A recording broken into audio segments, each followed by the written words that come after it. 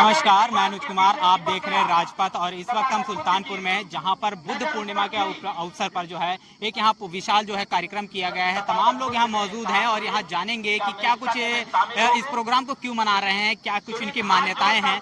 बातचीत करेंगे। क्या नाम है आपका? माता साहब। आज आप यहाँ पर क्यों इकट्ठे हुए हैं?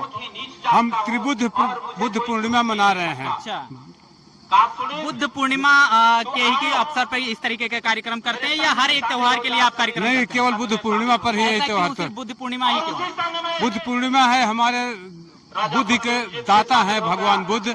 हम लोग उनको विशेष रूप से महागुरु महान आत्मा मानते हैं, इसलिए हम उनकी बुद्ध वही ना जो विष्णु के अवतार बताए जाते हैं? वो नहीं है, बुद्ध और है जो दुनिया में पूजे जाते हैं। हिंदू धर्म के लोग कहते हैं कि वो बुद्ध के अवतार जो है वो गलत है, वो साफ साफ गलत है। तो आप लोगों की आस्था भी बौद्ध धर्म है? बौद्ध धर्म है जो 144 देशों में पूजी जाती है। अच्छा, हाँ। तो बौद्ध धर्म में ही इतनी आस्था क्यों? क्योंकि जन्मजात तो आप हिंदू धर्म से रिलेट करते हैं? नहीं, हिंदू धर्म से नहीं रिलेट करते हैं। हाँ। बौद्ध धर्म से। अच्छा, बौद्ध धर्म से हम रिलेट करते हैं।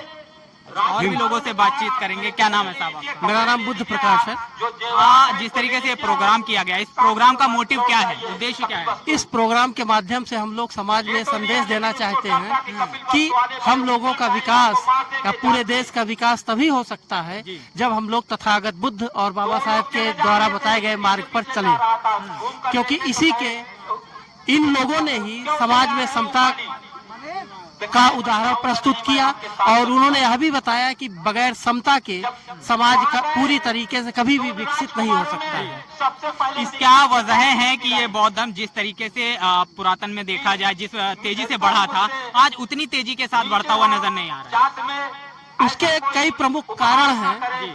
जैसे एक प्रमुख कारण ये है कि आज पूरा समाज जातियों में विभक्त है और अगर हम लोग वैज्ञानिक दृष्टिकोण से देखें तो संपूर्ण मानव जाति की केवल एक ही जाति है, होमो सैपियन जिसे कहा जाता है। लेकिन पढ़े लिखे लोग भी आज भी जातियों में अपने यानी कि ये समझते हैं कि ये जातियां जो हैं ये पूरी तरह से सत्य है, जबकि इसमें कहीं भी कोई सच्चाई नहीं है। तथागत बुद्ध ने इन सभी चीजों का बहिष्कार किया था और उन्होंने कहा था कि जातियां वर्ण ये पूर्णतः गलत हैं। तो भारत में चूंकि बुद्ध धर्म के यानी कि पतन के पश्चात हिंदू धर्म का बोलबाला हो गया और बौद्ध धर्म पूरी तरीके से धीरे धीरे लुप्त प्राय होता। लेकिन उसी बुद्ध को तो विष्णु का अवतार बताया जाता है। ये देखिए, अवतार का मतलब भी होता है अवतरित होना, यानी कहीं से लिया जाना। तो ये पूरी तरह से झूठ है कि बुद्ध विष्णु के अवतार थे। बुद्ध जब थे तब उस समय विष्णु नाम के बारे में कोई जानता ही नहीं था। बुद्ध के महापरिनिर्वाण के 300 साल के बाद से ही विष्णु शब्द की उत्पत्ति हुई है। ये पूरी तरह से असत्य है कि बुद्ध विष्णु के 9वें अवतार हैं। तमाम लोगों से बातचीत कर रहे हैं, ये भी जाति के खिलाफ में बात कर रहे हैं। आप भी कह रहे हैं जाति खत्म होनी चाहिए और लगातार जिस समाज के लोग बौद्ध धर्म को अपना रहे हैं वो अपने आप को जाटाओ, कुर्मी, इस तरीके से कुशवाहा तमाम नाम रखते हुए नजर आते हैं। ये हम लोगों को चाहिए कि जो बौद्ध धर्म ग्रहण कर चुके हैं वे बुद्ध के प्रबलतम अनुयायी तभी होंगे जब वो जातियों को छोड़ेंगे और समाज में समता की स्थापना करके दिखाएंगे। और जब समाज में समता होगी तब उनमें भाईचारा होगा, उनमें मैत्री होगी, उसमें करुणा जागृत होगी और सभी के प्रति हम यानी सभी लोग कल्याण की भावना जो है सोचेंगे और जिससे सभी का विकास होगा। जी, और भी बातचीत करेंगे। क्या नाम है साहब? हमारा नाम है घनश्याम बौद्ध। आप भी यहीं से? घनश्याम बौद्ध जी आप? जी। यानी कि आप बौद्ध धर्म के अनुयायी हैं? जी जी जी। जिस तरीके से देखा जाए तमाम शादी समारोह होते हैं, हिंदू धर्म में तमाम तरीके के कर्मकांड किए जाते हैं, उसी तरीके से बौद्ध धर्म के अकॉर्डिंग जो शादियां हो रही हैं, तमाम बौद्ध भिक्षु जाते हैं, वो भी इस तरीके के कर्मकांड करवाते हैं। तमाम शादियों में होता है। नहीं, जो वो भगवान बुद्ध के मार्ग पे चलने वाले हैं वो कर्मकांड नहीं करवाते। हमारे जो भगवान बुद्ध के अनुयायी हैं उनका एक अलग वो भगवान बुद्ध का जो मार्ग है वो उसी को बताते हैं और बाबा साहब के दिखाए हुए मार्ग को बताते हैं। उसमें कर्मकांड हमारे यहाँ नहीं होता है। ना ना, भगवान बुद्ध का जो मार्ग है, भगवान बुद्ध का मार्ग ये है कि मानो मानो एक समान। उस मानो एक समानता की बात बताते हैं, चाहे वो बौद्धाचार हो, चाहे वो भिक्षु संघ हो, वो भगवान बुद्ध के मानो एक समानता की बात बताते हैं। हमारे यहाँ कर्म कांड नहीं करवाया जाता। जी, क्या नाम है साहब आपका? जी, देवराज। आज आप यहाँ पे क्यों आए हैं? बौद्ध पूर्णिमा मनाने। बौद्ध पूर्णिमा क्या किस लिए मनाई जाती है बौद्ध पूर्णिमा? बुद्ध की जयंती के उपलक्ष्य में। बुद्ध की जयंती क्या खास है इस दिन? सिर्फ बुद्ध की जयंती है? अच्छा। तो जिस तरीके से देखा जाए, आज जो बुद्ध पूर्णिमा है, आज ही के दिन गौतम बुद्ध का जन्म भी हुआ था, आज ही के दिन उनकी मृत्यु भी हुई थी, और आज ही के दिन जो है, मतलब जिस दिन बुद्ध पूर्णिमा थी, और उसी दिन जो है उनको ज्ञान भी प्राप्त हुआ था। इसीलिए जो है इसे बुद्ध पूर्णिमा के रूप में मनाया जाता है। जी, तो और भी हम जिससे बात कर रहे थे, तो जिस तरीके से तमाम चीजों को बात कर रहे हैं, और तमाम समाज जो जातियों में बटा हुआ है, कैसे इस समाज को एक बैनर तले या एक एकजुट किया जा सकता है और जातियों को खत्म किया जा सकता है? जातियां तब तक नहीं खत्म होगी जब तक हम लोगों के अंदर वैज्ञानिकता नहीं आएगी, क्योंकि विज्ञान ही एक ऐसा आधार है जो सभी व्यक्तियों को एक समान समझता है। आप वैज्ञानिकता की बात कर रहे हैं। भारत के बड़े बड़े साइंटिस्ट जब वो बाहर से राफेल लेके आते हैं, नींबू मिर्ची रख के उसके नीचे, तब जो है उसका उद्घाटन करते हैं, उसे चलाते हैं। तो ऐसे देश में जहां साइंटिस्ट जो है वो इस तरीके के धर्म कांड कर रहे हैं, वहां कैसे इसको मिटाया जा सकता है? देखिए, ये जहां तक आपका ये कथन है कि साइंटिस्ट कर रहे हैं, साइंटिस्ट लोग जो वास्तव में विज्ञान पढ़े हुए हैं, वो ऐसे कर्म से सदैव दूर रहेंगे। वहाँ ये सब काम राजनीतिक लोग करते हैं जिससे कि उनको वोट का फायदा हो।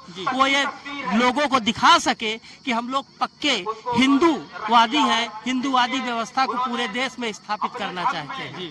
और कोई भी विज्ञान से संबंधित व्यक्ति इन पाखंडों में नहीं रहना चाहता है। हिंदू धर्म और बौद्ध धर्म में क्या अंतर है दोनों में?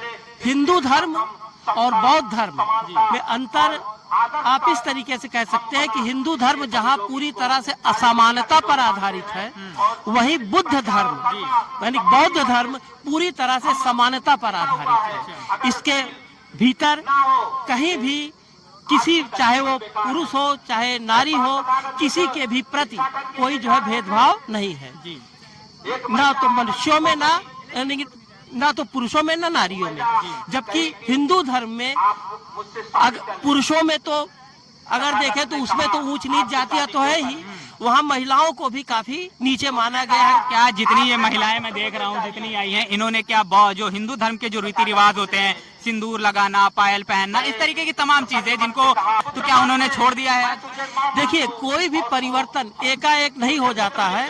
धीरे धीरे जैसे जैसे महिलाएं समझदार हो रही हैं, वैसे वैसे इन सब चीजों से दूर हटती जा रही हैं। एक समय ऐसा आएगा कि वो पूरी तरह से खुद ही इन सब चीजों को परित्याग देंगे, छोड़ देंगे। कब तक ये हो सकता है? और हिंदू जो बौद्ध धर्म है, कैसे इसका प्रचार प्रसार बृहद लेवल पर होगा?